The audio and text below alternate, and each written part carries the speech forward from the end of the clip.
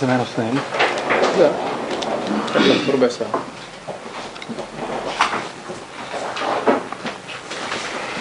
عشاني أنا مش من المنطقة، بتعرف مرات تلاقيك أزمة. بس ما أعتقدش. لا أخذت تاكسي بباب الجامعة. ثلث ساعة يمكن أخذت.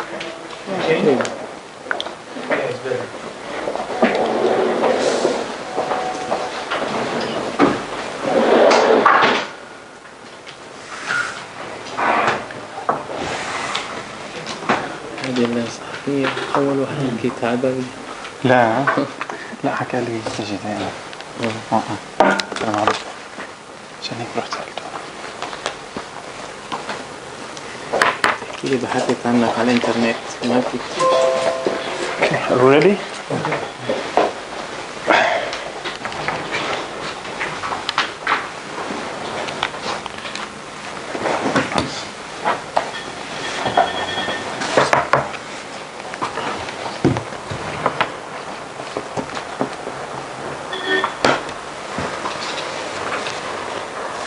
بسم الله الرحمن الرحيم.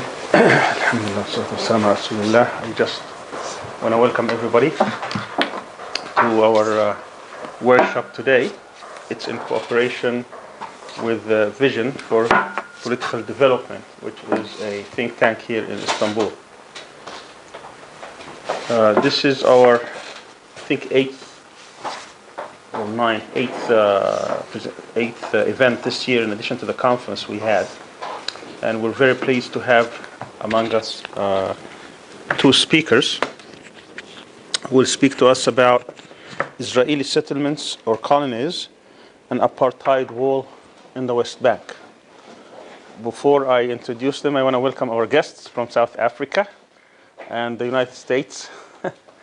So we're very pleased, Brother Naim Jina, come here, Namis, who's the director of the Afro-Middle East Center in Johannesburg.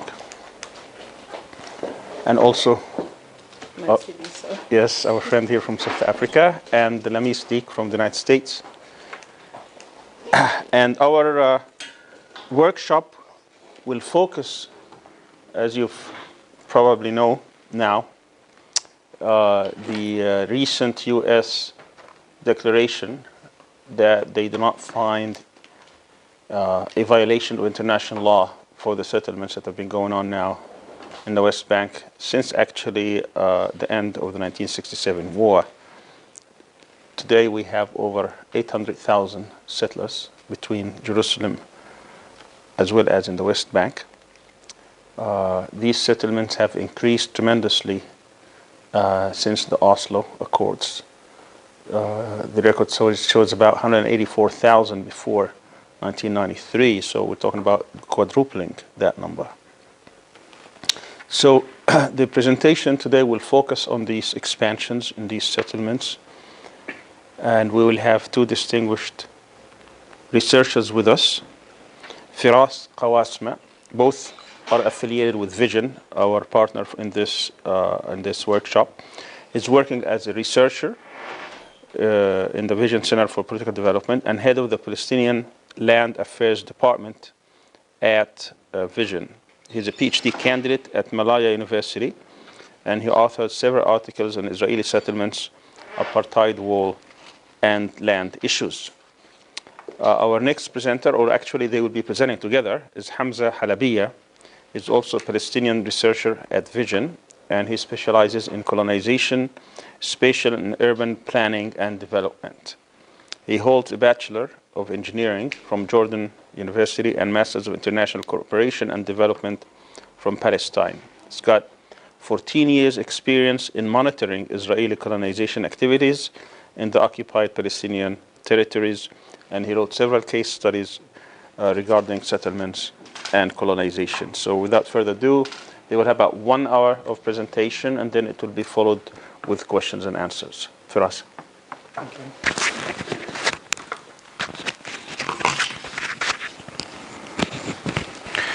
Thank you, Dr. Sami, for organizing such an important event or seminar or a workshop on such a very important as well topic. Normally, when we talk about Palestine, people tend to focus more on the violations of Israeli occupations, such as the killing of Israeli occupations. The killing of Palestinian people by Israeli occupations, how many homes were demolished by the Israeli occupation, how many were arrested by the Israeli occupation. Though this is very important to focus on these kind of violations, it's still very important to understand the current situation, the current political situation and geopolitical situation in West Bank. So this presentation is trying to focus on the Israeli settlement and Apartheid Wall in the West Bank.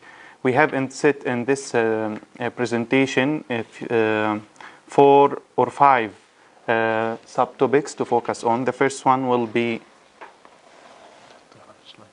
okay. من هون بدك تكبرها انت صح؟ هيك تمام.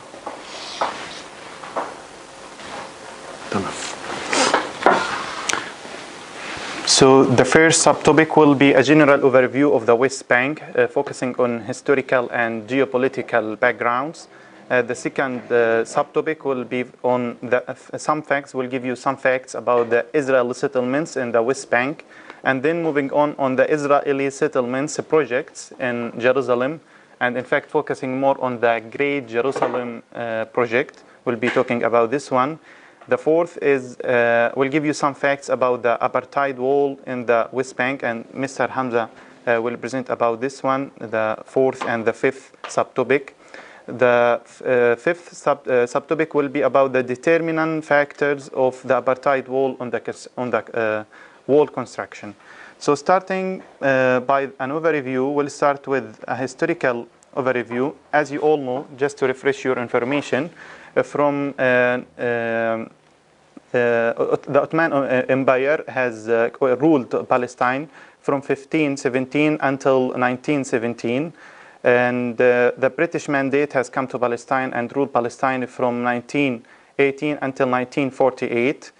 From 1948 until 1948, the Israeli occupation or the Israeli forces has occupied almost 77% of the Palestinian lands. And at that time, West Bank and Gaza Strip, both of them were left, so they were not occupied. In 1948 and from 1948 to 1967, in fact, West Bank was administered or ruled by Jordan, while Gaza Strip was administered by Egypt. So from 1967, the Israeli occupation of West Bank,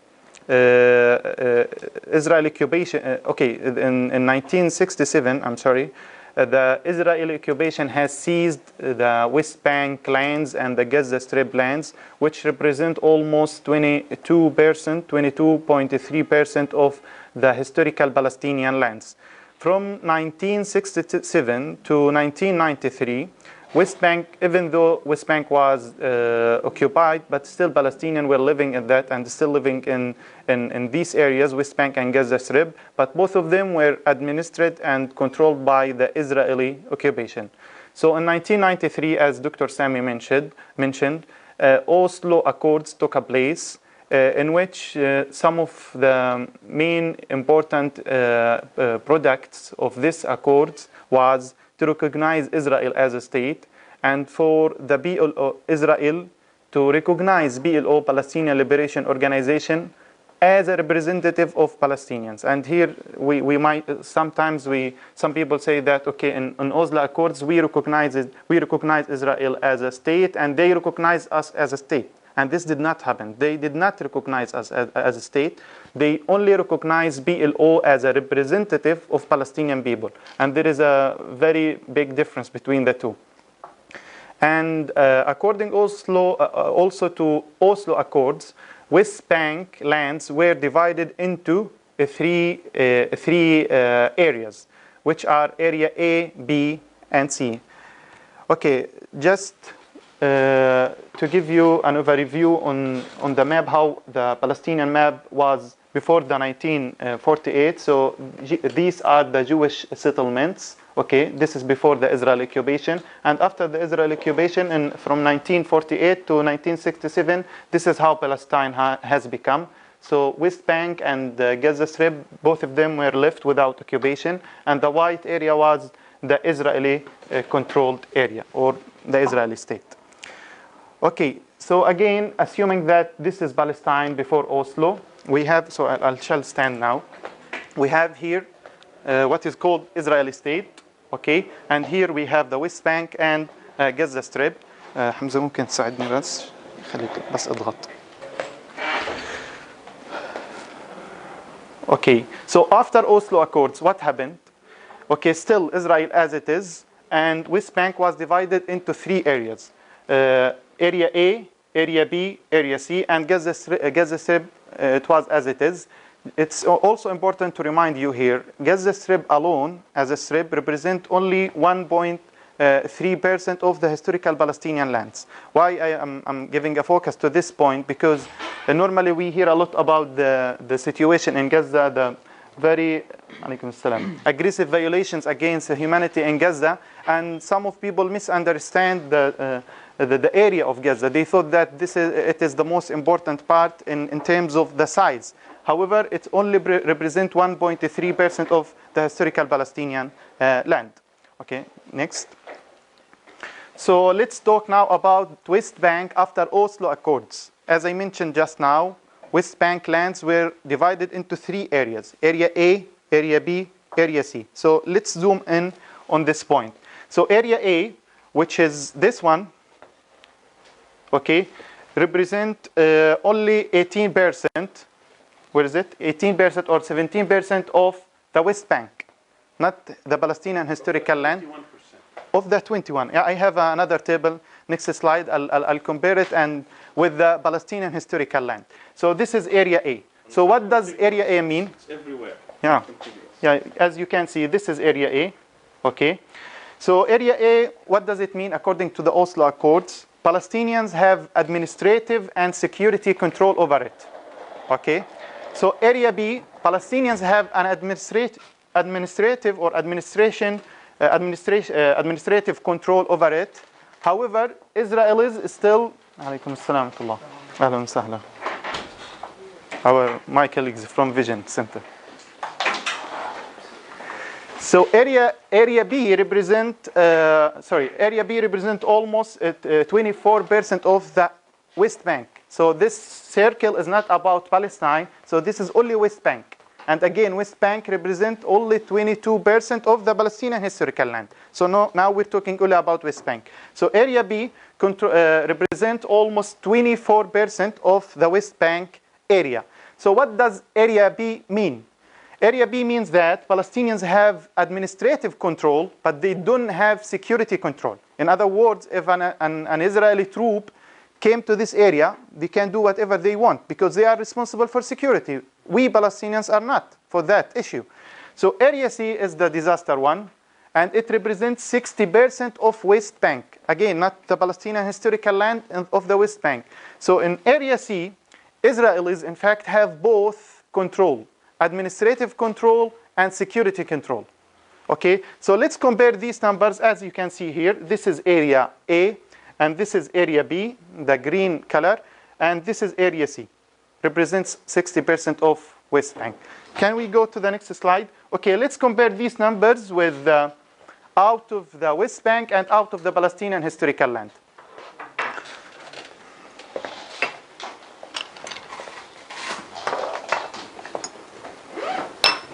Thank you.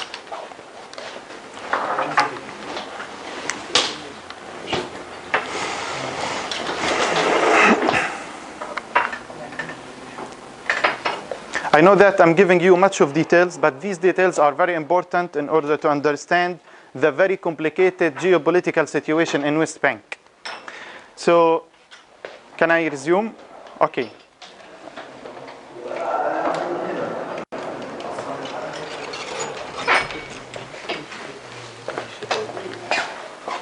So again, Area A is, according to Oslo Accords, to give administrative and security control. Okay, Area A, represents only Dr. Sami, this is such a shocking data.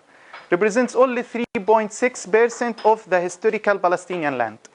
Okay, in other words, For us to have Palestinian Authority, to have administrative authority and security authority, to have Palestinian forces on the ground, it's only on 3.5% of the Palestinian historical land. So assuming that the Oslo Accord has really been accomplished and achieved, if this happened, and this did not happen for sure, we are to get full not sovereignty even, we are to get, let's say, full control, security and administrative control on only 3.5% of the Palestinian historical land. And this did not happen. We'll come back to this point again later. So Area B represent only 5% of the Palestinian historical land, and Area C represent 12% or 13% of the Palestinian historical land. Can you go to the next map? Yeah. Okay. This is area. This is the 3.5%, where Palestinian Authority is to have full control, administrative and security. Okay, according to Oslo Accord, but again, this did not happen. This is our hope, or this is the Palestinian Authority hope.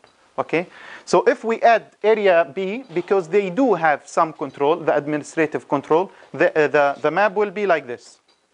Okay, so this is Area A and B, according to Oslo Accords. So let's move on.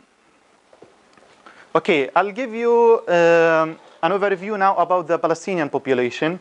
So we Palestinians now about 13 million. We are distributed as follows. In West Bank, we have 23% of the total Palestinian population. We have almost 3 million people, Palestinian people living in West Bank. In Gaza Strip, we have almost 2 million, which represent almost 16%. Yeah, where is Gaza? This is wrong. Yeah, 16. It's here. Here, 15.6. Yeah, I think there is a technical problem home. Anyway, it represents 15% of the population. But you can see the majority of Palestinian population are those who are refugees staying outside of Palestine in too many different countries, and basically in Arab countries.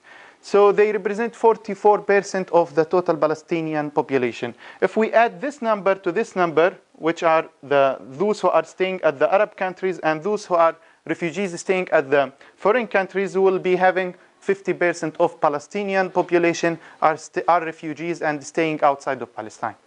Okay, so this is about population.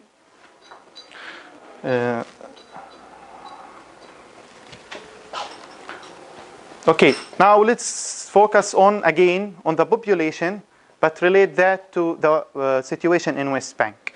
So as I mentioned, what about the population of Palestinian people in Area A, in Area B, and in Area C? Because our focus here is on settlement in West Bank, and we have to understand the very complicated situation over there.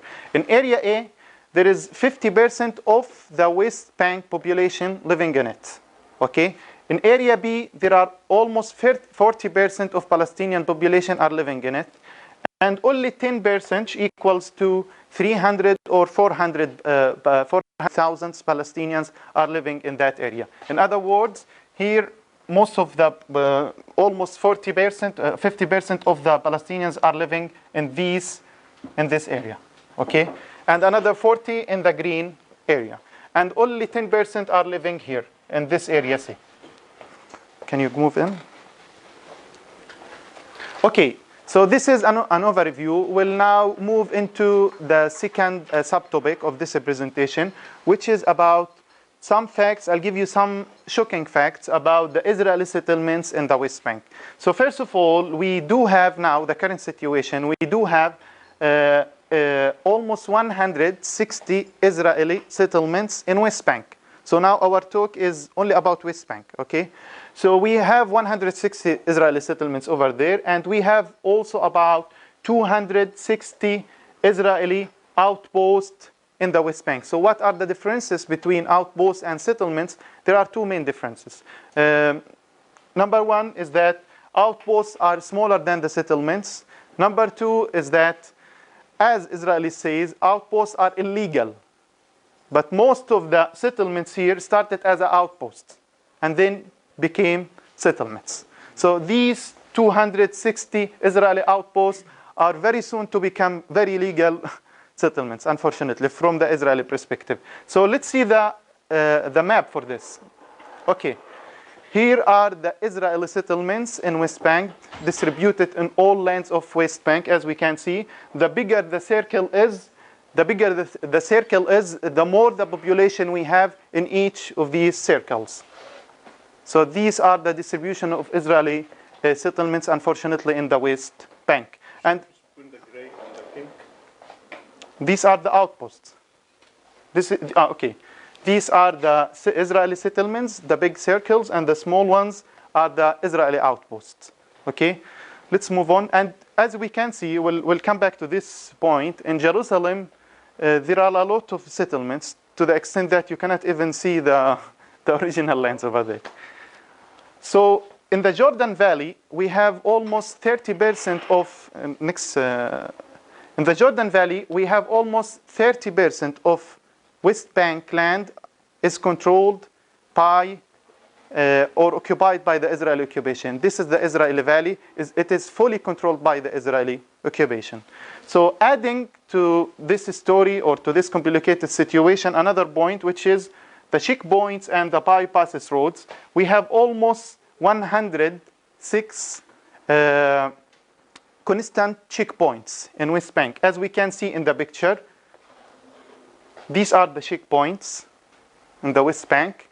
And we have almost about 1,000 kilometer long bypasses roads. And it's very important to mention that these roads are not really allowed for Palestinians to use. Most of them. Okay? And if it's allowed for Palestinians to use, it's under full restriction by Israelis. So this is the map. If we add the checkpoints and the bypasses roads, adding one more element, which is the natural reserves. Okay, these are the natural reserves in West Bank, also fully controlled by Israeli occupation, and they represent 6% of the West Bank lands. Military bases, we have tens. There is no official statistic about how many military bases we have in West Bank, but we have tens of Israeli military bases. In fact, they are the red color, not this one. As you can see here, Israeli military bases. They are most of them are based on the Jordan Valley. Okay, then the Apartheid Wall. The Apartheid Wall has taken almost 13% has annexed almost 13% of the West Bank lands, as we can see in this map. These are the annexed lands by the Israeli occupation due to the segregation wall. Okay, so this is the very complicated situation in West Bank. If we add up all of these things, so this is the very complicated situation and the geopolitical situation in West Bank. Okay, we go to the next slide. So how West Bank? Okay. You mean aquifers? What do you mean? This is how it's described by المحميات الطبيعية. Green areas which are not allowed for Palestinians to use. And they're not allowed to build on? No. But some of these natural reserves are used as a firing zones by the Israeli occupations. Okay, for military training. Saad Hamza. So how West Bank has become, after telling you about this very sad situation in the West Bank, this is how West Bank is now. As we can see almost 223 disconnected area. We have 224 disconnected Palestinian areas, as you can see now. And here there is a very important question that should be raised for Palestinian leaders. If we want to talk about, this is the situation now. If we want to talk about the two-state solution or any political solution, how would that be possible with this complicated situation in West Bank? So we have now 224 disconnected areas. So assuming that Israelis accepted to give you area A and area B with full control, administrative control and security control, and even some of the Area Cs, and they refused to change this complicated situation. A very important question is raised here: how to change this very complicated political situation.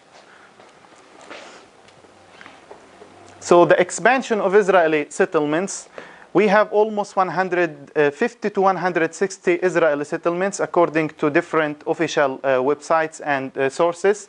So كمان مرة اضغط. Okay. Israeli settlements are distributed on four main areas. The first one they called Eastern area, which is this one, the Eastern area. There are almost 28 Israeli settlements over there, this area. And we have also about 32 Israeli settlements in the middle, the mountain area. It's called the mountain area. And we have also in the Western Hills 53 settlements in this area. We have another 53 Israeli settlements. And we have also another 37 Israeli settlements in Jerusalem area. Here, when I analyze these numbers, I found out that, okay, talking about the population of Israeli settlers in each of these Israeli settlements, I found that the average number of Israeli population living in this area, the Jordan Valley, is 285. Let's say 300 Israeli settlers over here. Okay, but when we talk about the mountains here, the middle area in the West Bank, there are almost 2,000, let's say, Israeli settlements.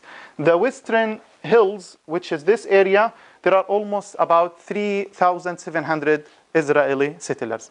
The shocking data is that on Jerusalem here, the average number of Israeli settlers is 10,000 in each settlement.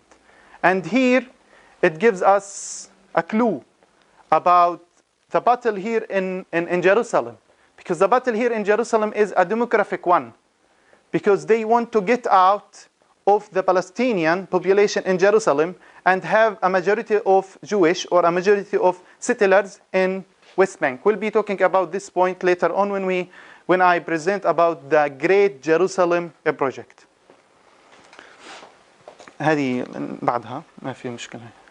Okay, so this is the how was the situation before Oslo Accords. We had almost 200 Israeli settlers before the Oslo Accords, but now the number has reached 750. This one is not updated. It is until 2016. The updated one is 750 Israeli settlers.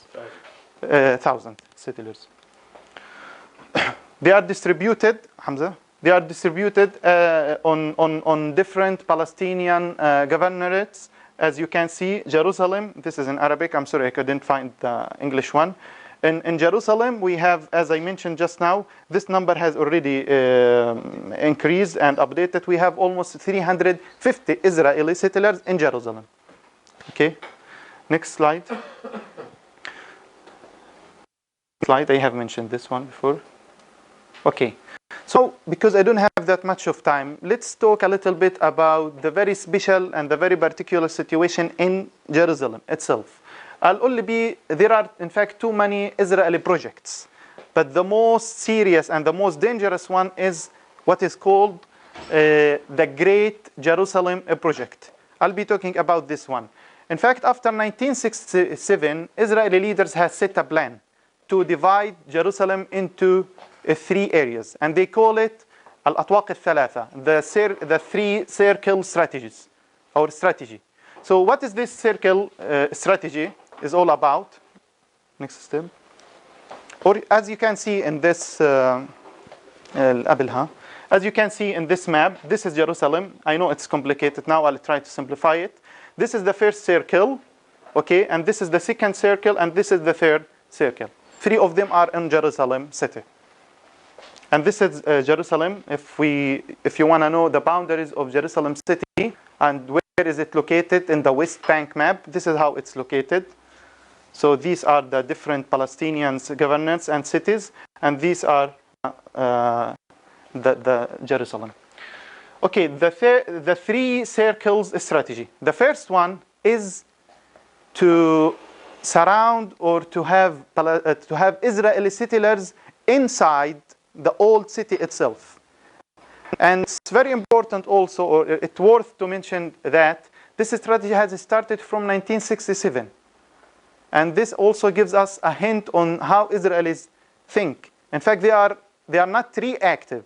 They don't, react to actions, but they are proactive. In other words, they set a strategy and they try to implement it. This strategy was set in 1967. Until now, they are implementing it. And they are almost or about to finish this project.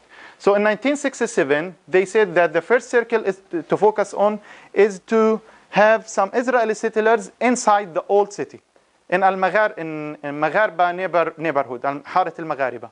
And to do that, they have destroyed almost 13,000 houses. 130, there is a zero missing here, 130 houses, Palestinian houses in this area. Okay, this is the old city.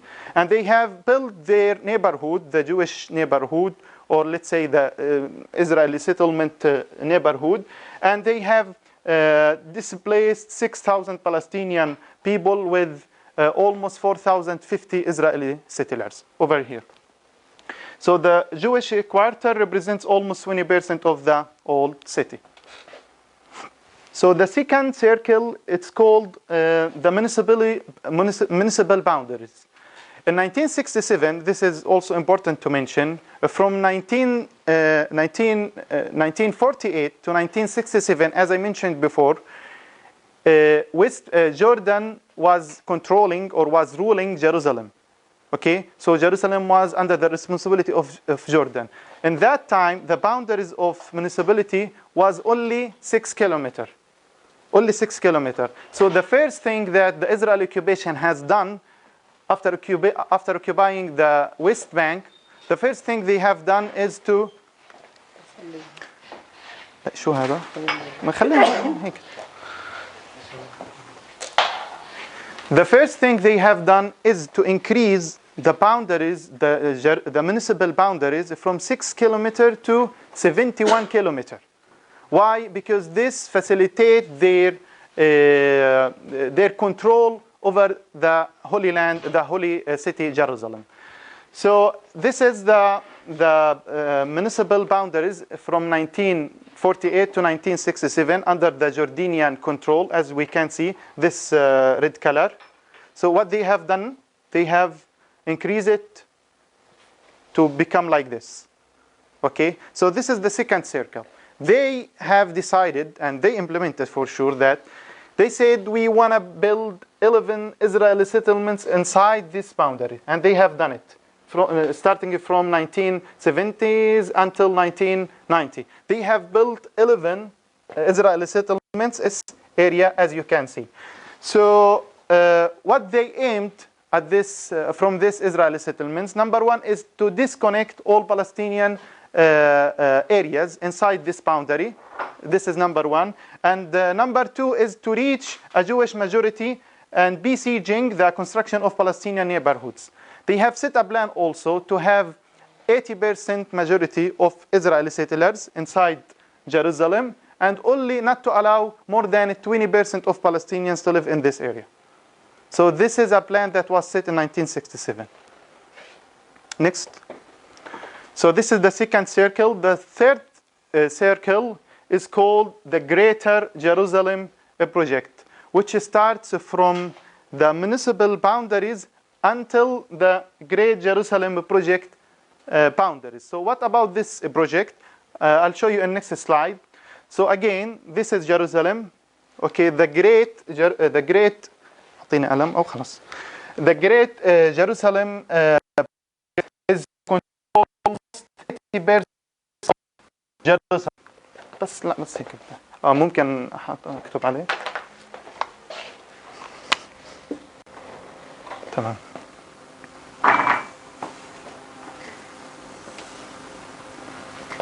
So this is the Great Jerusalem Project, is to control 80% of Jerusalem itself and some lands from Bethlehem governorate and some lands from Ramallah and Al-Bira governorate, like this. Without Palestinian communities. Without Palestinian communities, for sure. This is the plan, but for sure there are a lot of Palestinians living here. And maybe Mr. Hamza, when he talks about the Apartheid Wall, 150 Palestinians, 150,000 Palestinians who were living in this area because of the Israeli Apartheid Wall, they have become now outside of this area.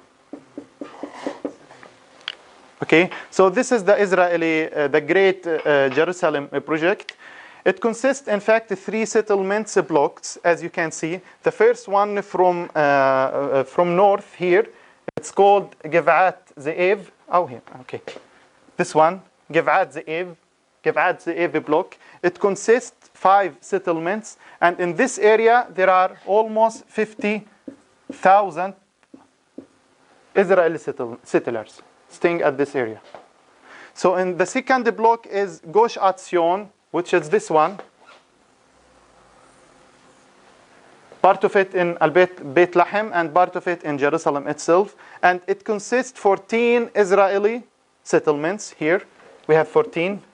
And about 80,000 Palestinian Israeli settlers staying over there. And the last one from the east, which is called Ma'ali Adumim. I'm sorry, this is Ma'ali Adumim. This is Ma'ali Adumim, and this is Givat Ze'ev. Givat Ze'ev here, also almost about 40 Israeli settlers are staying there. So in total, we have about, here in this Great Jerusalem project, about 150 Israeli settlers are staying over there. Can we go to the next slide?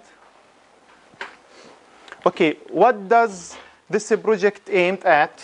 The Great Jerusalem project. It wanna achieve 5 main objectives. Number 1 is to separate the north of West Bank from the south, this one to this one. Okay. Number 2, a Jewish majority and an Arab majority to achieve the 2020 project. 2020 project is simply not to have more than 20% of Palestinians living in Jerusalem. That's it. So, and soon they are about to achieve this objective, to have a Jewish majority city in Jerusalem. So this is, I think 38%. okay, 38 excluding. Okay, can you go back to the? I'll tell you what. 38. It was 38%. But if you want to exclude 100 from here, 150,000 Palestinian people who were living inside Jerusalem, and still Jerusalem for us, they are staying in Jerusalem. But for Israeli plans, they are outside of the Israeli Apartheid Wall. So if you include this number in your calculation, the number will reach to 24%. They are inside the municipality of Jerusalem border, inside the border of municipality, but outside the Apartheid Wall. So they may change the border of municipality and they will find themselves out. I mean, this is not to achieve all goals. The Israeli plan not achieve all goals. I think they plan to reach to 20%. Yeah, 2080. But I think until now not reached. No, they have not reached it. No, I did not say they have reached it, but they have achieved the 24%. Now we have a 24% of Palestinians living inside the Israeli Apartheid Wall in Jerusalem. But I think the 38 number, you are right, but if you have added up the 150 Palestinians who have become outside of the Israeli Apartheid Wall. It depends on how you define the borders to reach to the percentage you want. You draw the border of the municipality to include as much as you can from the Israeli settlements and population, and to exclude the Palestinian communities. Okay, So take for example, defining the border. as Mr. Hamza is saying, this is the Palestinian area. You see this one? This one officially is located on Jerusalem, as you can see now. But these are outside of the Great Jerusalem project. This one. Because the majority of Arab. Yes, majority of Arab. 150. And here in this context, we can talk about an apartheid wall, because they are excluding Palestinians. As you can see, but officially they are on Jerusalem lands. But after building the Israeli Apartheid Wall, they become outside of this holy city. They are doing effects on the Palestinian young people living inside Jerusalem for self-immigration, because they don't have a place to live. They cannot build houses inside Jerusalem, and they don't have job opportunities sometimes. So they take themselves out of Jerusalem to the West Bank to live there. Most of the young people are now immigrating from Jerusalem, outside Jerusalem, to find a place to live, apartments and houses. So they are putting pressure on the young generation to leave Jerusalem to find a place to live. If he to marry, he wants a house, a small house to live, and he should go outside. This is one of the policies they are doing now. Okay, so now again, because this is one of the most, if it's not the most dangerous and serious projects, Israeli settlements projects on West Bank, again, it is the Great Jerusalem Project. So this is the project, okay? So what it achieves, number one, it separates this area to this from this area. And number two, majority here, majority 80%, about to achieve, not achieved, about to achieve. In fact, they call it 2020 project. So we still did not reach. After a few days, we'll ask them again if they have reached it. But according to the official statistic, they have achieved the 24 till now. And this is very dangerous. So in other words, the indicators are saying that very soon, in 2 years, 3 years, they are about to reach this number. Again, if you want to excluding the Palestinians who are living outside of the wall boundaries.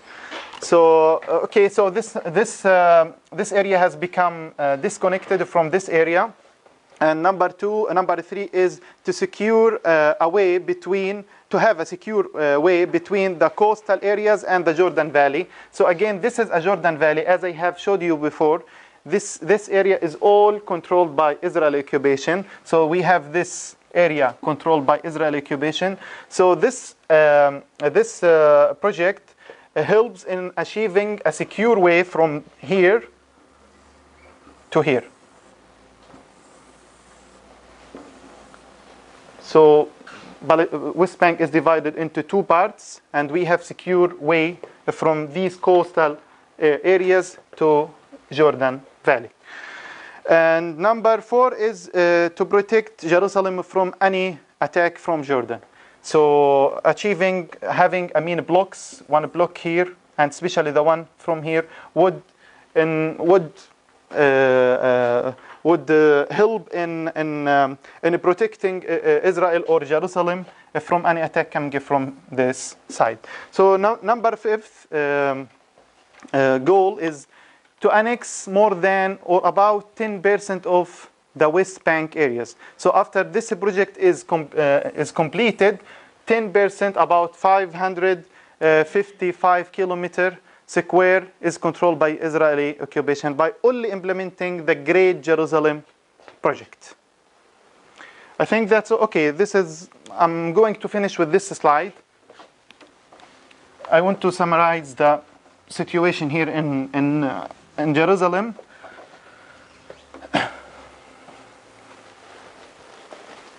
This is the eastern part. This is the west of Jerusalem, as it's called after the Israeli occupation. So this area is fully controlled by Israel since 1948. Okay, 1948. This area in 1967 were controlled. Okay. Here is Jerusalem, here is Al-Masjid Al-Aqsa Mosque, and here is the municipal boundaries. This one is the municipal boundaries. We have 11 settlements over here. And we have disconnected areas, Palestinian areas here inside these boundaries. And then we have the Jerusalem, the Great Jerusalem Project, controlling all of these areas. And the Mr. Hamza will be highlighting some points about the Israeli wall, Apartheid Wall.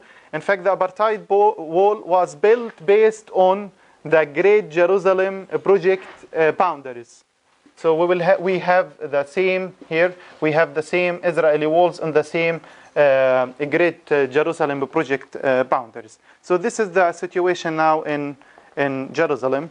And I think by this, okay, this is how West Bank and Jerusalem has become. Again, disconnected Palestinian areas.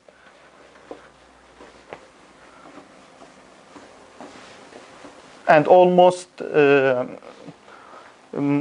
more than 62% of the Palestinians, or 60%, more than 60% of lands in West Bank are fully controlled by the Israeli occupation.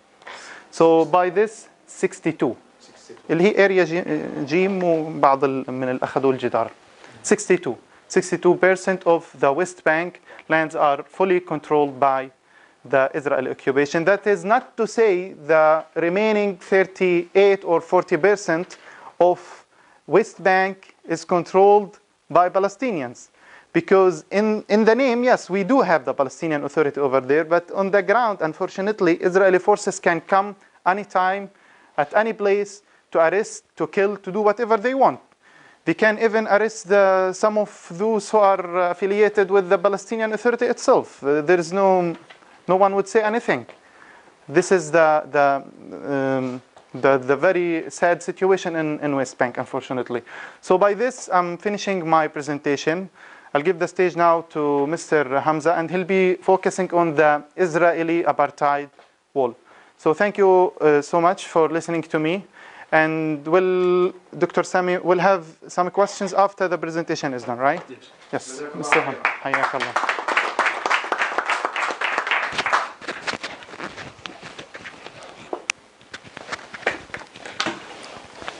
Okay, good afternoon, everybody. And thank you for giving me this opportunity to thank for CIGA, the Center for Islamic Global Affairs, and for Vision Center for giving me this opportunity to draw the attention on the real situation on the ground in Palestine, particularly in the West Bank. And as you know, we want to raise we want to spread the awareness about the real situation in Palestine, particularly West Bank and Jerusalem. You may ask why you are focusing on the West Bank. West Bank and Gaza, as Firas mentioned, it's around 20% of Palestine. So 80%, around 80% or 78% of Palestine was recognized by PLO before the Oslo Accords. And now all the Israeli concentration and the conflict are now focusing on the West Bank, the Apartheid Wall, the colonization activities, the Israeli settlements, all it is the center of Palestine. The West Bank is the center of Palestine, and the center of the Palestine is Jerusalem, which is the capital of Palestine, and now it is being recognized by the American and some foreign countries as to be the capital of Israel. So because of that, we are focusing on West Bank and Jerusalem, and I will concentrate only about the Apartheid Wall. The idea of to building the wall started during Rabin ministry, concurrently with Oslo Accords in the early 90s, and in the 1995, the construction of the wall started after the second Intifada, which started in 2000. They wanted, as security measures, they wanted to build a wall around West Bank, and the politicians used to negotiate about the two-state solution, taking in consideration the boundary of the West Bank of the 1967, which is well known as the Green Line of before 1967 war. So they were negotiating about to find or to have a Palestinian state on the borders before 1967 on the Green Line and Gaza Strip. But now the apartheid wall was constructed inside the West Bank, not on the Green Line. So the goal of the apartheid wall was to separate the West Bank from Israel as a security protection, and to take the reference to be on the armistice line or the Green Line. But now most of the apartheid wall is inside the West Bank area. These are some characteristics about the wall, which is surrounding the West Bank and going inside the land of the West Bank. It is the length of this wall is more than 700 kilometers. It is double length of the Green Line. The Green Line, which is the border of the West Bank. The height of this wall, it's between 6 and 12 meters from concrete and metallic fence. The width is between 50 and 100, as seen in this picture. You see, the wall sometimes will be concrete and sometimes will be fence, depending on the topography of the land in the West Bank. And there is also a road for patrol or for the army to usually they go around this area to check for the security. And there is electronic devices surrounding the path of the wall. It's good to mention that this wall is planned, and they announced the path of the wall in the year 2004 and 2007, but they completed so far 65% of the wall. Some segments like this, it's planned but not constructed on the ground because there is no need until now to.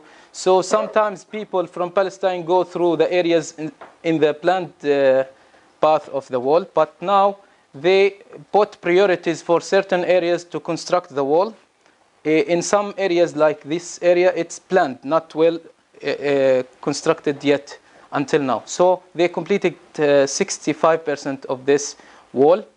When it is completed, 85% of this wall will be inside the West Bank. So the majority of the path of the wall, it is inside the West Bank land, not on the Green Line. And if it is completed, this path of the wall, if it is completed, it will isolate around 12% of the West Bank area, which is the Western segregated zone. Okay? But it's good to mention that the high percent of the Israeli population was already they annexed through and included to Israel through this is the main purpose of the wall, to annex as much as possible from the Israeli population or the Israeli settlers. So around half of the settlements were annexed through this wall, and the other half inside the heart of the West Bank is still there, but the majority of population were annexed through the separation or the apartheid wall. What about Palestinian population going out? The Palestinian population inside West Bank? No.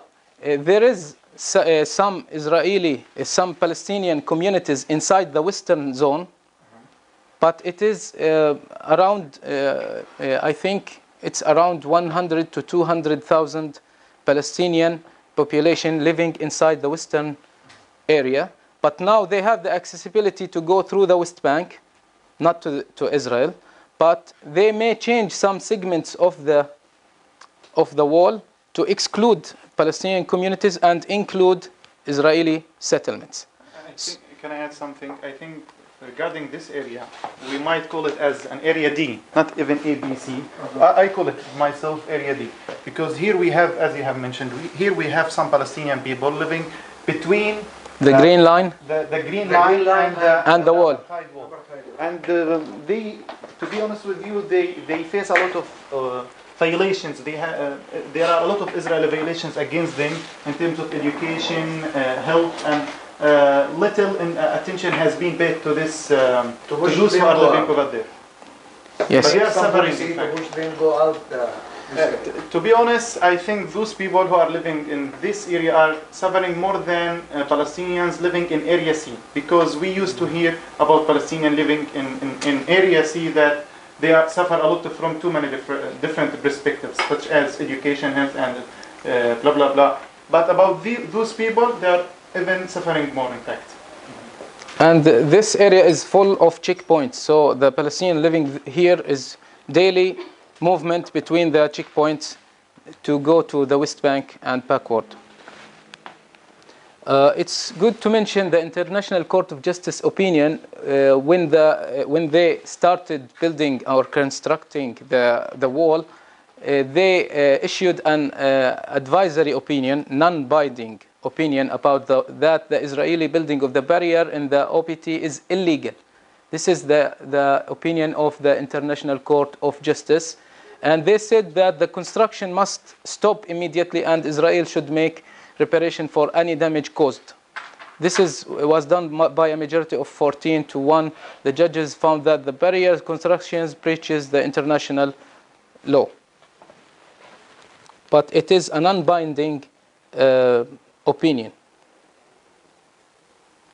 Now, we prepared a research about the determinants of the construction of this apartheid wall with a vision center.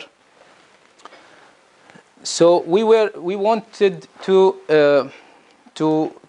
know how the Israeli planners, why they choose this path of the apartheid wall.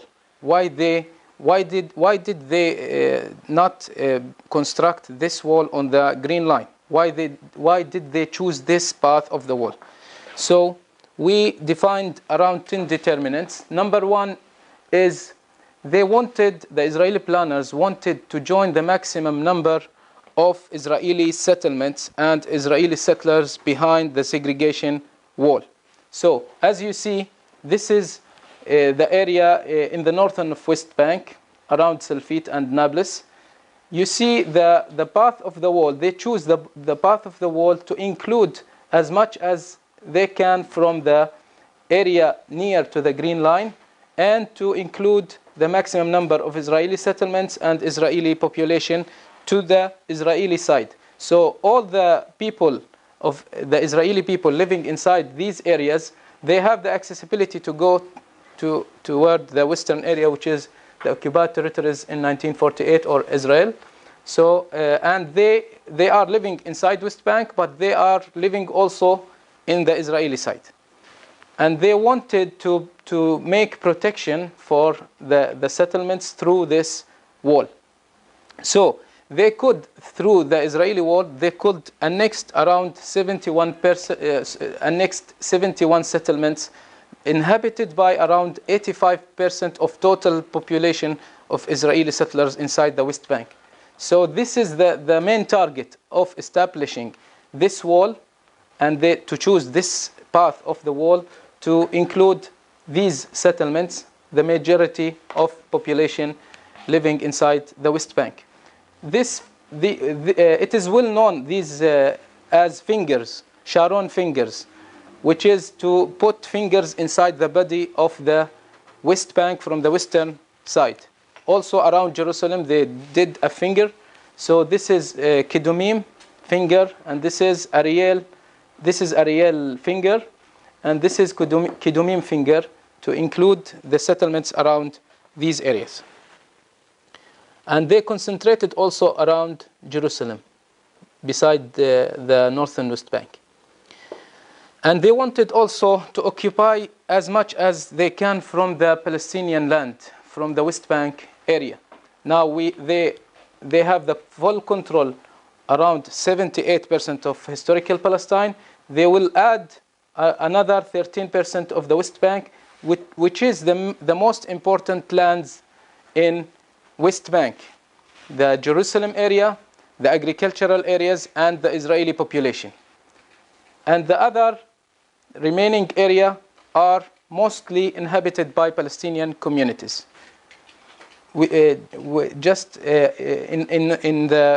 Also in Jerusalem governorate.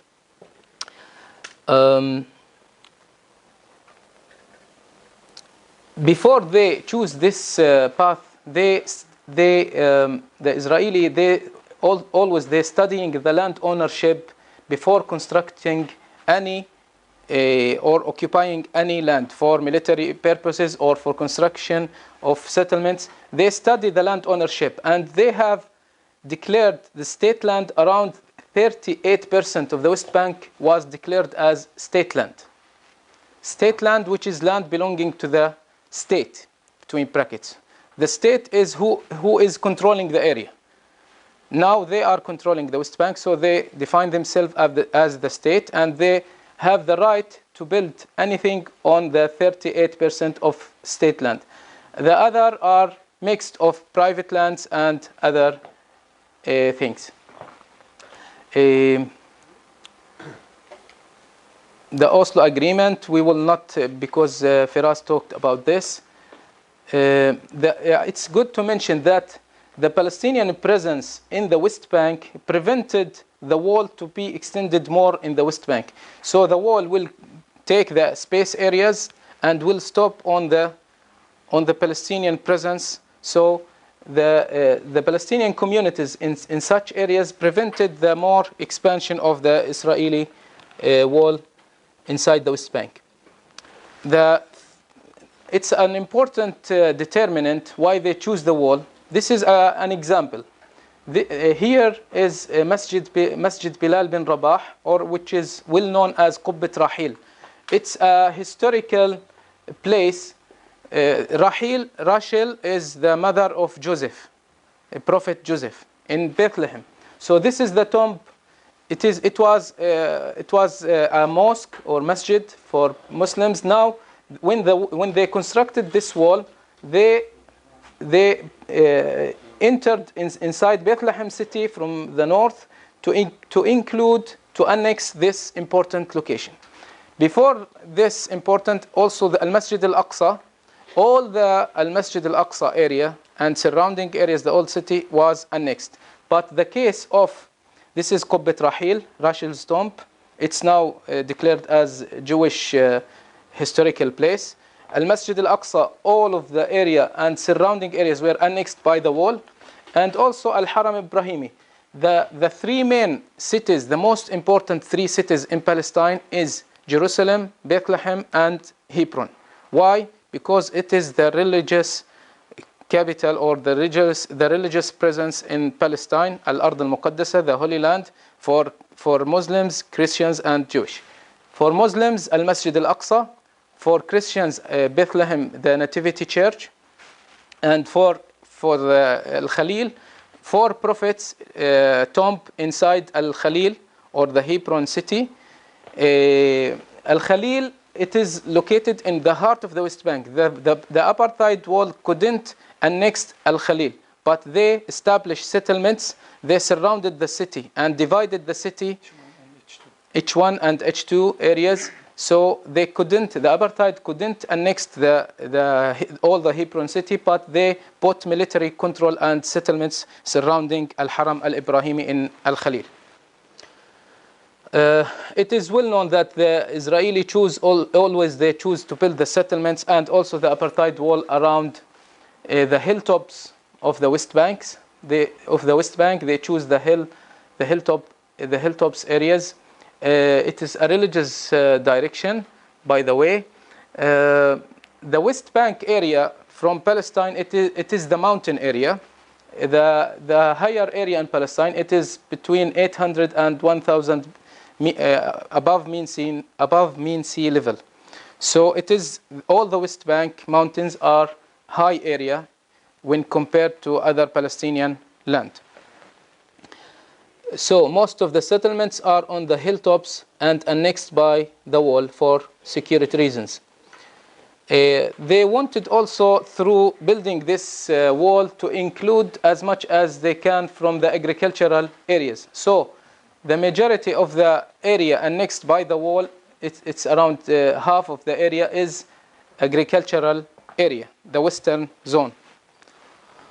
For water resources, as you see, the main aquifers for the water resources in the West Bank, the eastern one, the Western Basin, and the northern basin. The western basin, which is around 53% of groundwater in Palestine, included in the western basin. It's most of the western basin are now annexed by the wall. So they are thinking about agriculture, about water, about religion places, about hilltops and higher areas, and they are thinking in a clever mind through building and constructing such an apartheid wall. Number 7, as you know, they wanted to include as much as they can from the settlements and to exclude like the high population density areas from the Palestinians to go outside the wall, and they draw the municipality border they want through. Maybe they are thinking now to replan or redraw the municipality border to be in this area. The border of the municipality and the wall are on the same path, but in this area now the municipality border continues like this, and now they may change to include Ma'ali Adumim. They announced, the Prime Minister of Israel announced many times that Ma'ali Adumim is part of Israel, and also Givat Ze'ev and Atzion. So they want through the wall to exclude as much as they can from the Palestinian communities. They wanted to reach. You know, this. When you see such a map, you see a conflict of demography between the Palestinian and Israeli, and this is a story. You can focus on the demography of Jerusalem, but now the demographic situation in conflict. Now it's 35 to 65 Arabs to Jews, based on the municipality border now they define. If you change the border of the municipality, you can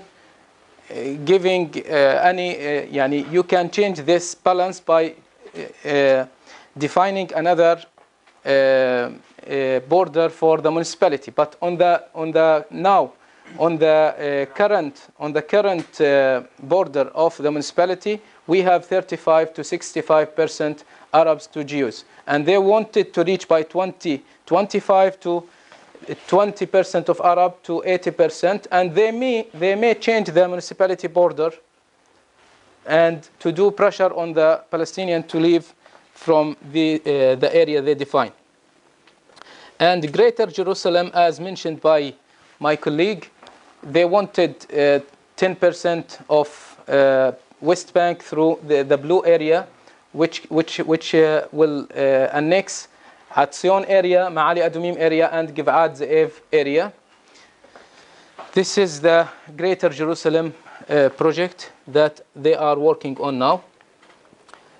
The apartheid wall, in some segments, they wanted through the wall to provide protection for the transportation and main roads connecting Palestinian cities, and the settlers are using such roads only for Israeli settlers. There are checkpoints. This picture from Bethlehem area or Beit Jala area. This is a road connecting Hebron with Jerusalem, and now the wall is making protection for the cars and the transportation around the main road number 60, which is connecting Bethlehem and Hebron to Jerusalem, and all the Palestinians are prohibited going through this road. And the last one is to provide the security and military protection for the area inside the wall, and the majority of military orders to construct the wall are under the pretext of security or military reasons. So they consider security reasons to be legal measures, and the military orders in Jerusalem, this is an example of military order. We wanted to build a wall, and they announced a map like this, that this is the wall path will be constructed around Anata or any Palestinian community, and they have the right to issue such military orders and confiscating as much land as they can. So I have defined 10 determinants how the planners of Israel was thinking and why they choose the path of this Israeli apartheid wall around West Bank. Thank you. Thank you. Very well. We have about 40 minutes or so for discussion. As you've seen, we had two detailed, eloquent presentations. The first one concentrated on the discussion around settlements with particular facts that were given to us, both in terms of the history of it, number of settlements, number of settlers, number of the different percentages that account to lands and so on and so forth, and how the Palestinian areas constitute the region. Ones under the so-called Palestinian Authority, less than 3.6% of historical Palestine. And even they are divided in 8 different areas, non-consecutive. And we've seen also the discussion around the Apartheid Wall and how it was constructed and the determinants why they were chosen to be in that particular path. And you'd be struck to know that the actual length of that wall is twice as much as the actual border, which means that there is a lot of thought that went into it. It doubled the cost because there are certain objectives which Hamza has talked about. So we have, as I said, about 40 minutes. So what we're going to do is we're going to take one round of questions or comments, and then they will answer until we exhaust our time. I will make a final comment at the end.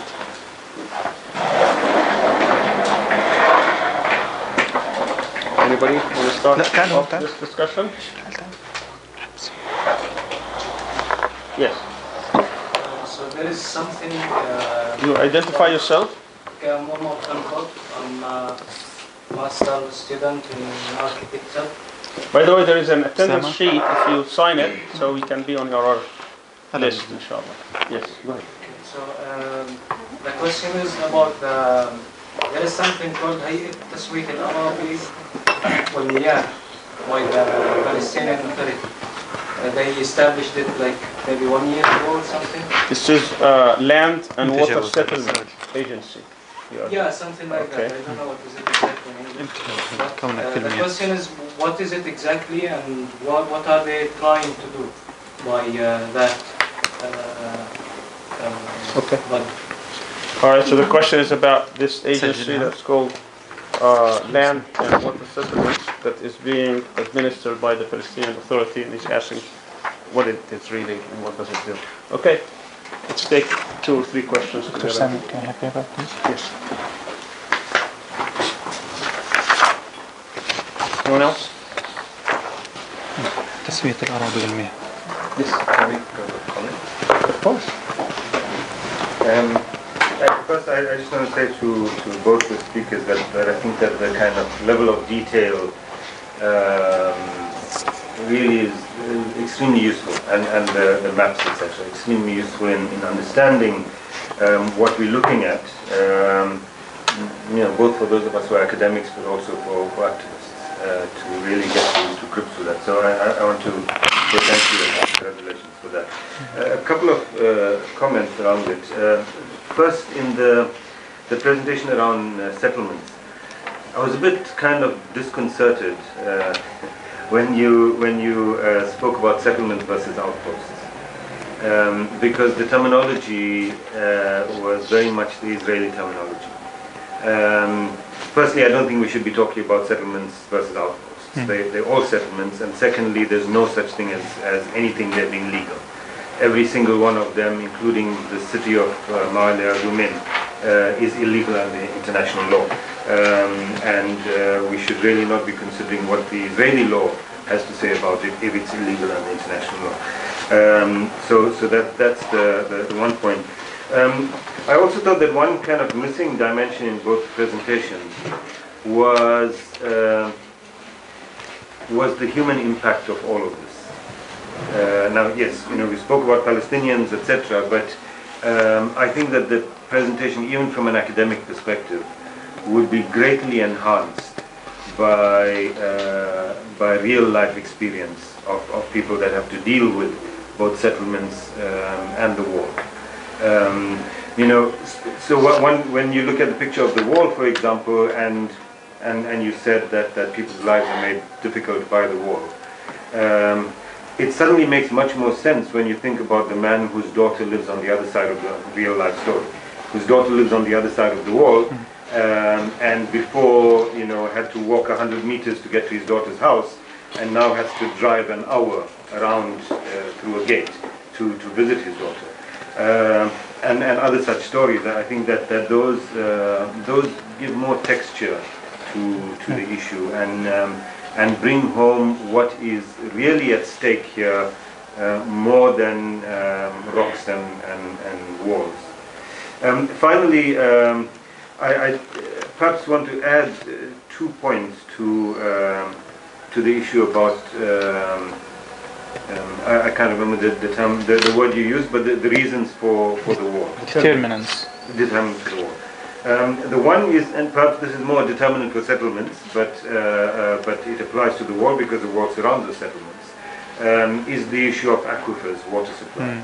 That the settlements are built precisely on the aquifers, and the wall now surrounds those aquifers, and then that becomes, quote-unquote, Israeli territory.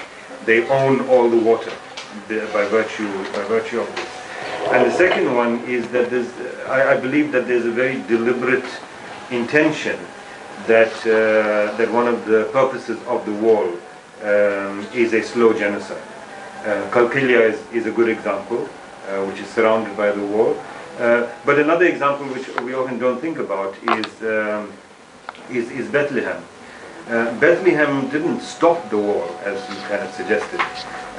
The wall comes up to Bethlehem in order to prevent that city, those three cities, Bethlehem, Beit Jalla, and Beit Sahur, in order to prevent them from being able to expand, which is a form of genocide because it reduces the population ultimately to nothingness.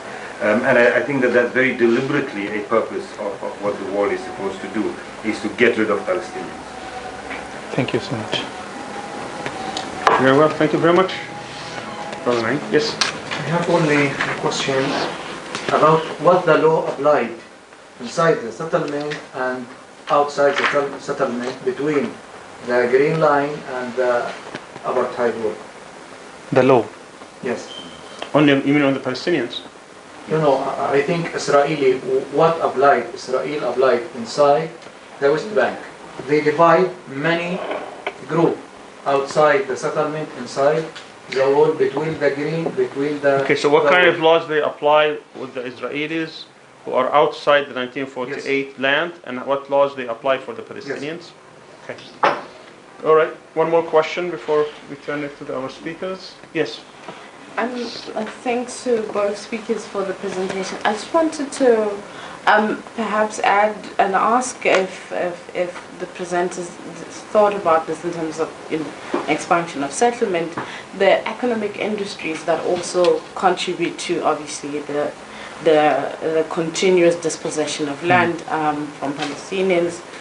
For example, the Israeli bottling company has lots of distribution centers in the Jordan Valley and some parts of the West Bank, etc., etc.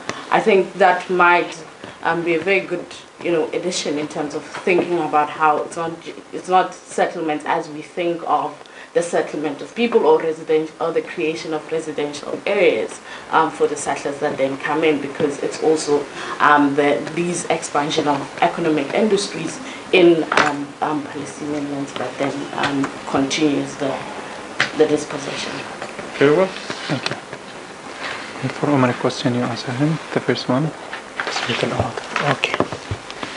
Okay, the question about the land and water organization now, it is part of the Palestinian Authority.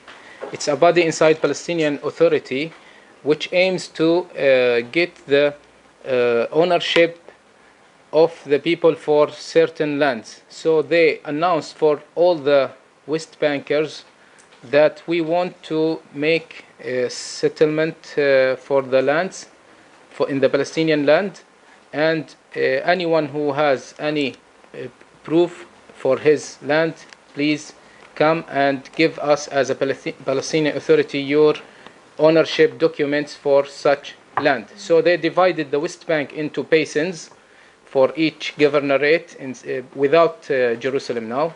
They are working now in area, mostly in area A and B, to have the borders for each land and the ownership documents for the people.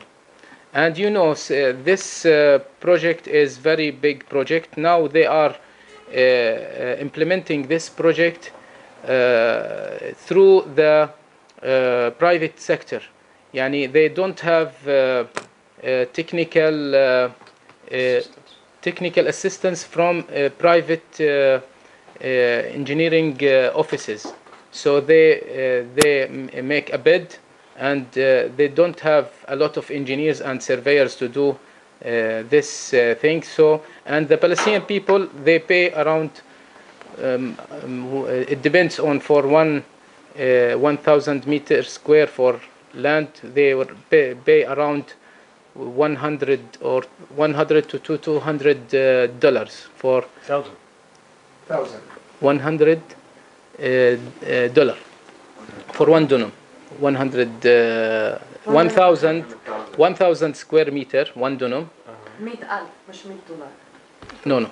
The Palestinian owner of the land, they pay for the Palestinian Authority. This is the No, it's not taxes. To implement the project, each Palestinian What is the project? owner, the settlement of the اسمه settlement هو التسوية. تسوية الأراضي، يعني هي على حساب الفلسطينيين تقريبا. I want to understand what this is about. What does it do? يعني مشروع تسوية الأراضي. This agency is a PA project? Yes. أنا Okay. كمان Government. ما فهمت، سألت حتى نعيم، سو لو تعيد عشان يمكن في التفسير براسك انك انت مترجمه بالعربي بس ما وصلنا بالانجليزي. Okay, excuse me, I will. Maybe دكتور you I'll can translate. translate. If I understand it, I'll translate it. Perfect. هو المشروع بتقوم عليه السلطة الفلسطينية، قسموا الضفة الغربية إلى أحواض وأعلنوا للناس في كل منطقة. هو طبعا في مناطق ألف وباء مبدئيا، وبيحكوا إنه حيستمر في مناطق جيم، وطبعا القدس ما لهم حاليا سيطرة عليها، لكن الهدف إنه يعلنوا للناس إنه أي واحد في عنده ownership أو تابو على البيت أو الأرض تاعته يجيبها، وهم بيطلعوا تكنيكال جروب بيحددوا وين حدود هاي الأرض أو تمام، وبيقدم هو البيانات اللي عنده على ملكيته لهاي الأراضي. فاكتشفوا إنه في كثير، طبعا هذا له إيجابيات وله سلبيات كمشروع. اكتشفوا إنه كثير في ناس يعني عمالها بتبني على أراضي معها أوراق قديمة، إشي ما معه أوراق ماخذها بالوراثة من أهله. اكتشفوا إنه في كثير أراضي في مناطق ألف، أو بلاش كثير، في جزء من الأراضي في مناطق ألف وباء متسربة. تسريب الأراضي هاي كمان مشكلة ثانية. إنه مسروقة يعني؟ لا، متسربة يعني ملكيتها تسربت للطرف الآخر. إسرائيلية؟ في مناطق في وسط المدن الفلسطينية. مبيوع يعني؟ بالضبط. فبدناش نحكي إنه في نسبة كبيرة، بس يعني في أشياء للأسف يعني هذا المشروع له مآخذ إيجابيات وله سلبيات، لكن طب بس بدي أفهم أنا، هل في الطابو اللي كان موجود عند الأردنيين أو عند الإسرائيليين لهم أكسس عليه، ولا كل واحد يقول زي ما هو عايز؟ هم طبعا رجعوا في أوراق اعتمدوها بالنسبة للزمان الأردني والزمان العثماني، يعني اللي عنده لا السلطة نفسها، الهيئة الهيئة على الأرشيف هذا.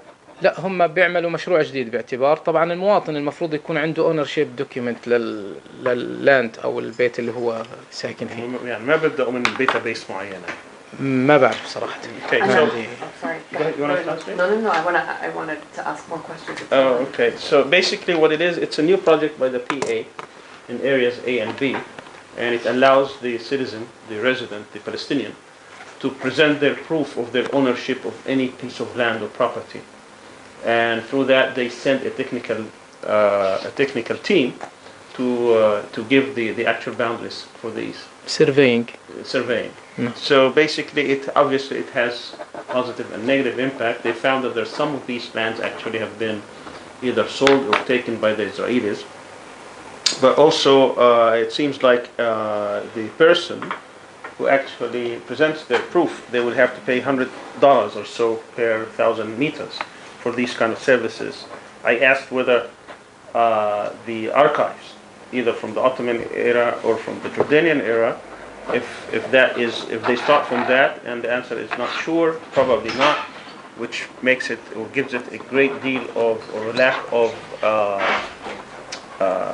authority and credibility, because that means any land that could be not claimed for now could be actually claimed by somebody through maybe forged documents or whatever.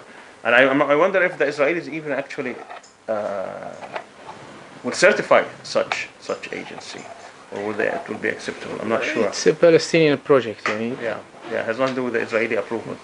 I don't know. Okay, all right. What's your question?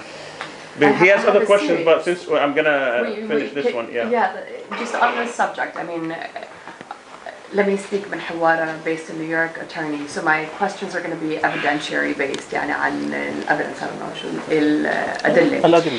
But just directly following up on this, recently there have been these announcements of deadlines تمسحوا الأرض و deadlines for the tabo. And my family has had to go through this, and it's been a very difficult process. يعني I have some relatives inside Palestine, and the majority are outside. There isn't just, this. It's not just the $100 fee. I mean, we're finding that it's been very difficult to نمسح ونكمل الطابو, which in part because we have home and land in Area C and A and B.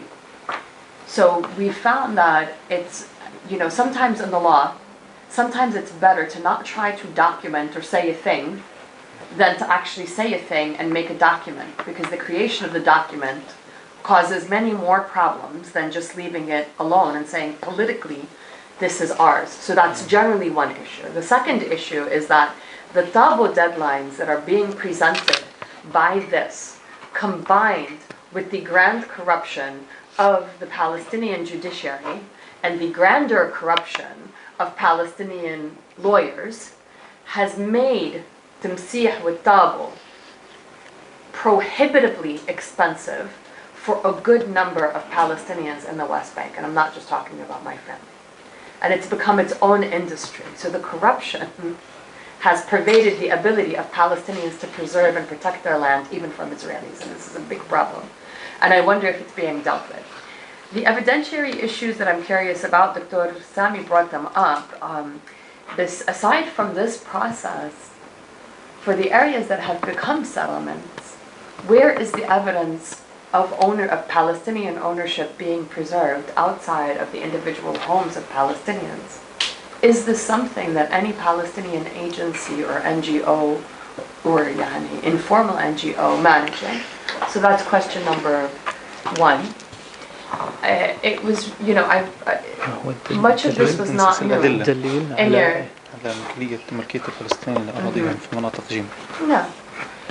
much of your presentation was not new to me, بس كتير منه كان بالتفاصيل and the way that you posed it was brilliant, really well done, fantastic. This it occurs to me, and it was great that you have all this information about the Greater Jerusalem Project. It would be good to know, when did we come to learn of this and the details of the Greater Jerusalem Project, and how? And when and how would we have information about other offensive, in detail offensive Israeli projects, similar, because I'm sure they have this for the rest of the West Bank, bit by bit. And how are we able to get this? Was it leaked? Did you have this information directly من أهل 48? Was it publicly disclosed, or how was it? Publicly disclosed. Publicly disclosed. 1967. So it was, the details of this were announced in 1967. مثلا ولا الإسرائيلي government. لا التفاصيل كانوا موجودين من 67. Okay. So I think that covers it. Thank you. Okay. So add these questions, but let him finish. Yeah, sure. finish.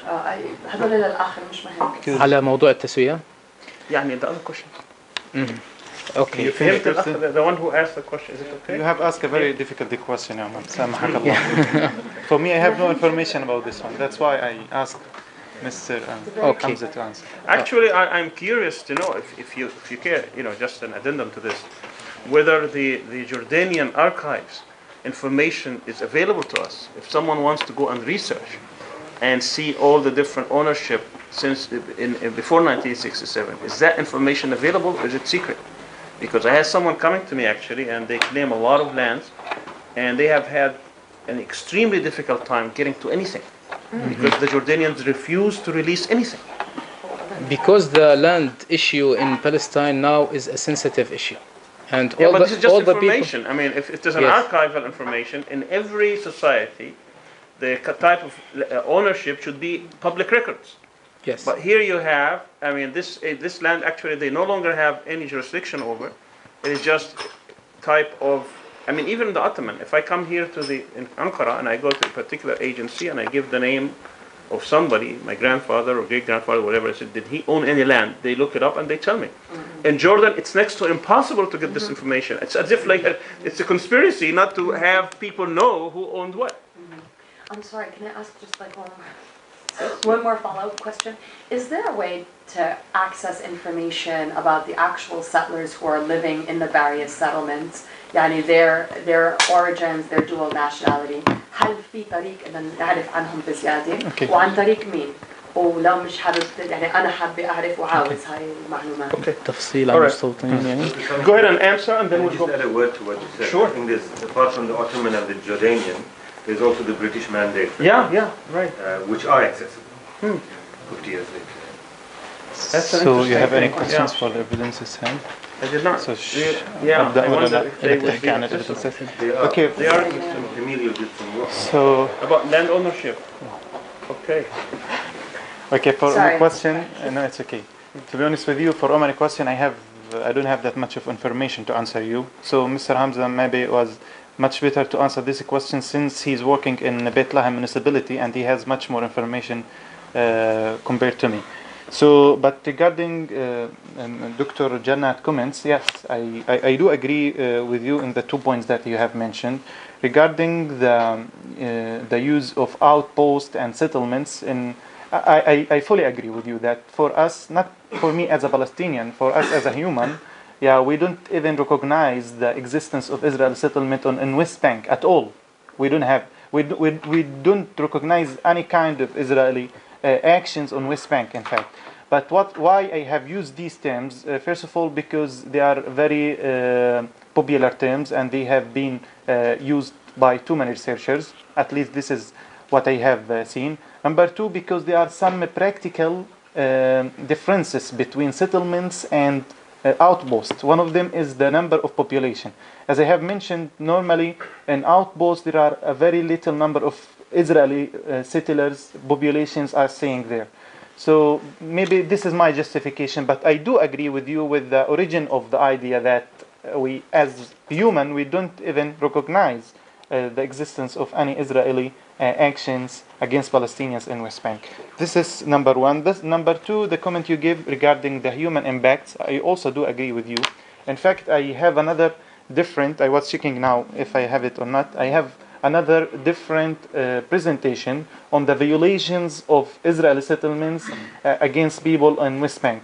And for us in Vision Center for Political Development, we do publish monthly a report on Israeli violations on West Bank. And we are focusing on the human impacts and also the Israeli settlements activities. So we do have this one, but I thought that maybe it's not that much important to show it in this workshop, because I thought that the aim is to understand the very complicated geopolitical situation in West Bank. So that was my thought. Maybe I was wrong. Anyway, but I have two indicators or two information about this human impacts. No, this is an article, different one. For example, in 2018, okay, there were almost 670, not almost, exactly 617 attacks from settlers against Palestinians in West Bank. This is one of the numbers I have right now. I'll give you one more, let's say, indicator related to the human impacts. talking about people, there are 400,000 Palestinian people living in Area C, in West Bank. Those people are really suffering because officially they are not really under the control of Palestinian Authority. And Palestinian Authority have much of difficulties to deliver the infrastructure services and to deliver the very basic services for them, such as education, health, water. Regarding water, exactly, I mean particularly, a Palestinian gets 40 liters a day in this Area C, compared to 400 liters for an Israeli settler who's staying in Area C. So 10 times more than an Israeli settler get 10 times water than a Palestinian citizen or a Palestinian person who's living in Area C. So this is just one indicator. The 400,000 include Area D also? No, we don't have Area D. I mean, What you called Area D, you said there's 150. I don't know. I don't know about the water exactly. I don't have that. No. I'm saying that you said there are 400,000 Palestinians. No. Only in Area C. I understand that. Okay. You said 400,000 in Area C. Yeah. Does that include the people in what you called Area D or not? No. So that does not. Those 100 to 150 exactly. These are separate from the 400,000. Separate, exactly. So if you add up almost 120,000 Palestinians who are over 500,000. The Palestinian Authority doesn't even have access. Even in Jerusalem itself, if you want to talk about this point, those who are living outside the Jerusalem boundaries, and outside the Jerusalem boundaries, and at the same time within. How many Palestinians are subject to Israeli laws, and how many Palestinians are subject to the military law and the Palestinian Authority? In Jerusalem, officially. No, the whole West Bank. Area, according to Oslo, Area A and B, and in Area A and B, there are 90% of Palestinians are living there. In other words, 200 would be subject to 2,600,000. Right. 2,600,000 Palestinians are subjected to. And the other 400,000? I don't know what to say about them. Israelis don't regularly provide them with infrastructure services. But what laws? There's still military law. Military law, yeah, military law. But they have the ID of the as Jerusalemite ID. It's in Jerusalem. Inside Jerusalem. Inside Jerusalem, they are between 300 to 400,000. And yes, I do have one more comment. Your question regarding if there is any source to know more about those settlers who are staying over there. There are two websites. The first one is for OCHA.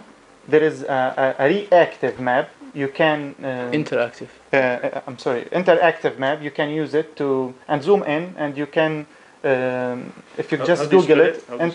United Nations Office OCHA OCHA. This is the first one. The second one could be much better if you want to search it. Now, Washington Institution, West Bank map.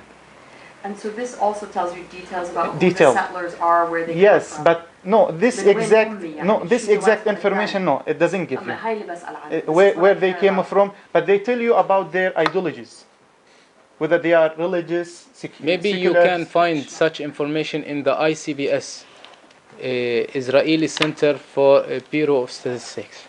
Sometimes they put some statistics about the Israelis who come from outside, from United States, from Europe, from Asia and other.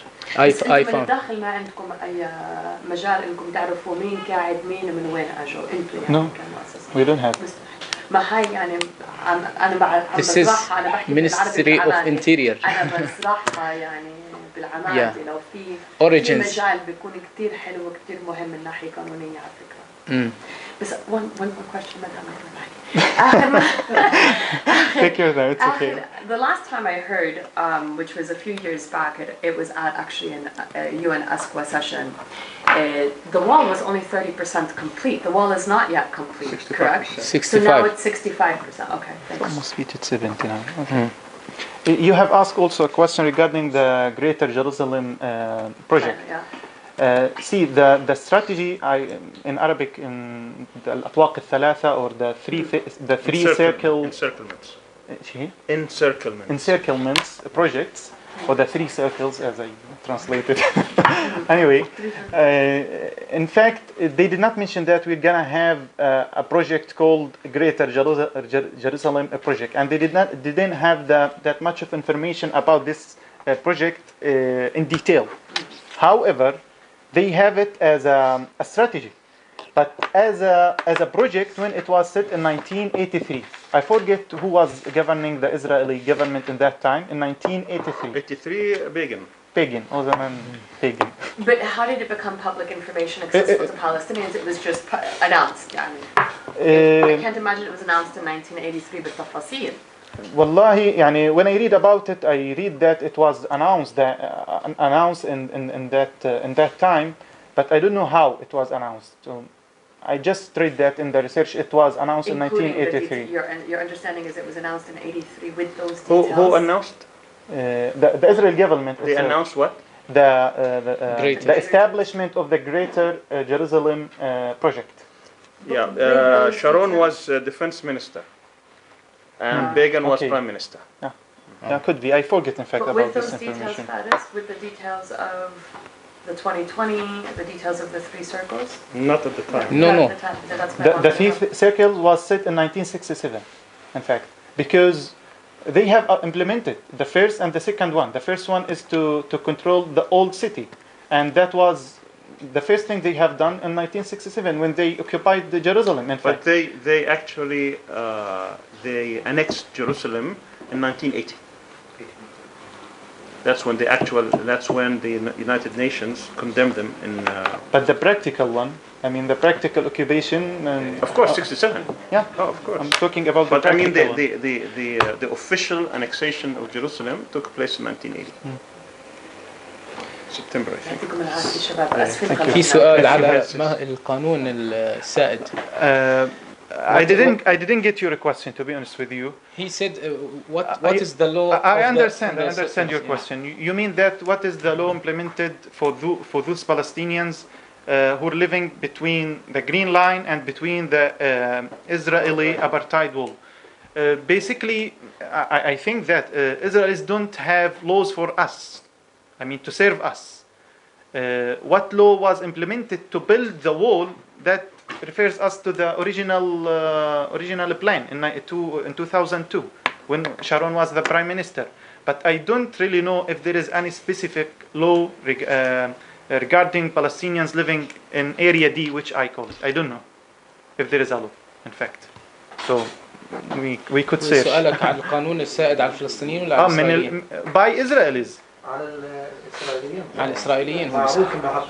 Israelis, it doesn't matter where they live. They only have under jurisdiction Israeli law, even if they are settlers. Yes. Even if they live in the West Bank, if they live in Jerusalem. Yes. بالعكس هم المستوطنين بيقدموا لهم تسهيلات ودعم. About Palestinian in this area, what law apply? Yes. Military apply? For Palestinians, military law. Except Okay, those this who are is- in Jerusalem. This is what do you mean, military law? Okay, now I get your question. Because practically, Palestinian Authority cannot reach this segment of land, and they cannot even help the Palestinians over there.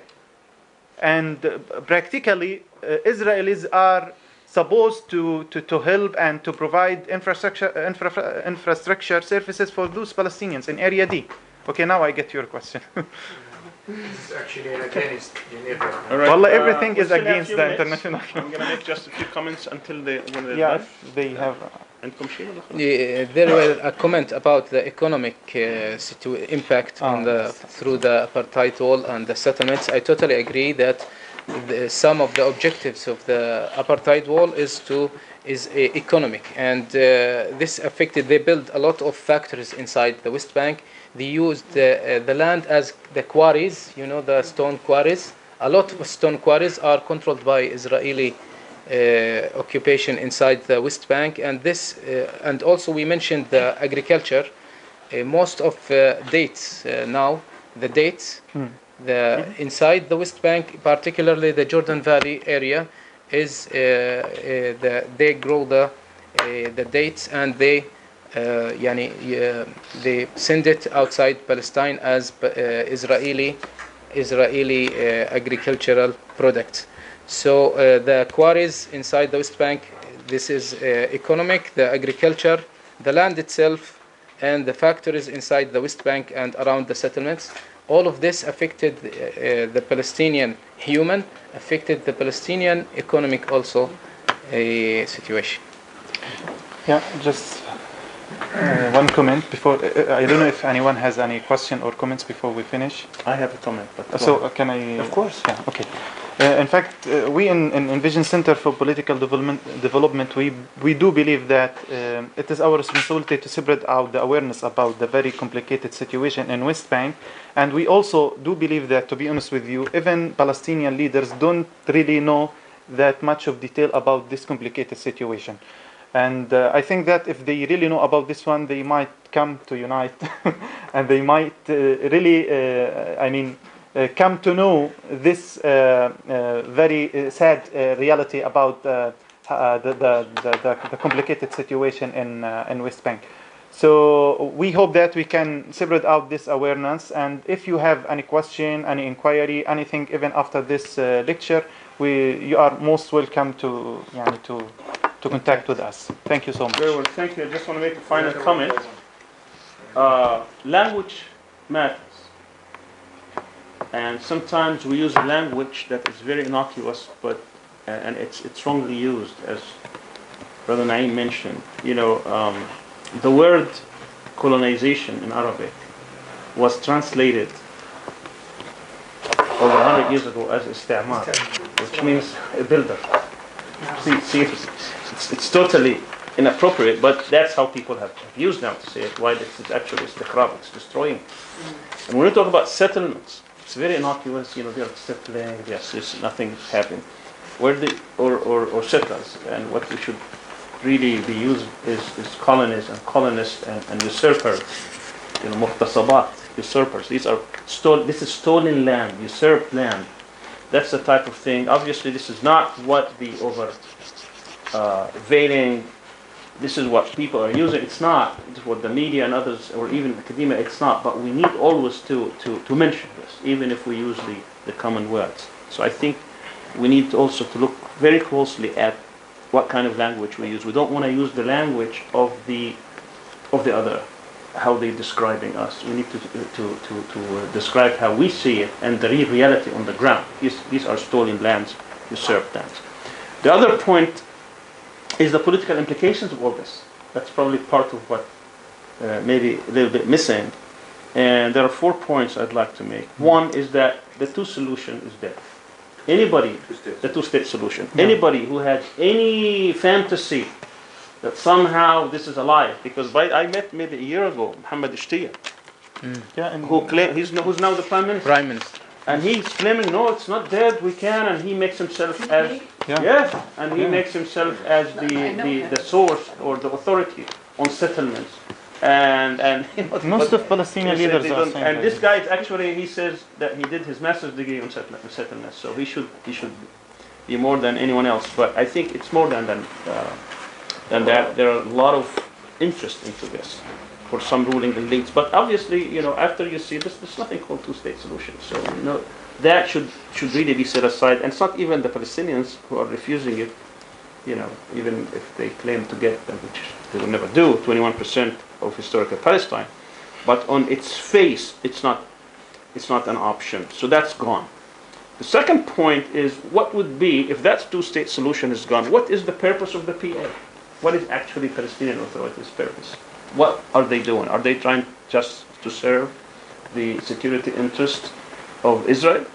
Are they really serving in any other way a national project in Palestine? That is a question that is not just to the people of the West Bank and the Gaza Strip. It's a question that needs to be addressed for all Palestinians, inside and outside. Because I think we are at the point where this whole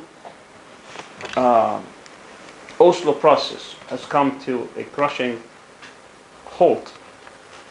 The whole aspirations of the Palestinian people has been crushed, and there's absolutely no national project right now to speak of, and the purpose and existence of the Palestinian Authority then becomes a question that needs to be addressed. It has been now reduced to an authority in Ramallah that, according to its president, it's an authority without authority, and to a besieged city, which is 1.3%. They don't even can't control much of their life, under siege now for almost 13 years. And that's what the Palestinian situation has become. However, I think, contrary to what other people see as being a bleak picture, I see this also as, I am very optimistic because of many reasons, one of which is demography.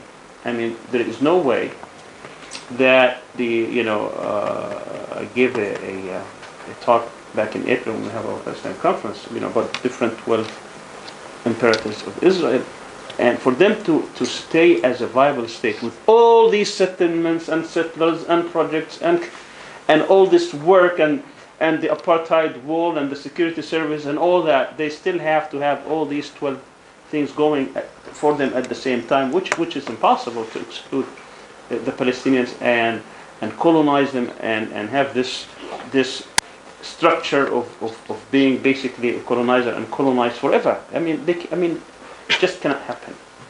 Even in South Africa, after hundreds of years, they had to also dismantle apartheid. And at one point, this is going to happen. So I see this, even despite all these things and all what they're trying to do, that there is no way they're going to be able to exile 2.6 or 2 or 3 million Palestinians out of the West Bank. That's not going to happen. They're not going to be able to kill them. So if you can't kill them, you can't exile them, what are you going to do with them? You're just going to enslave them forever?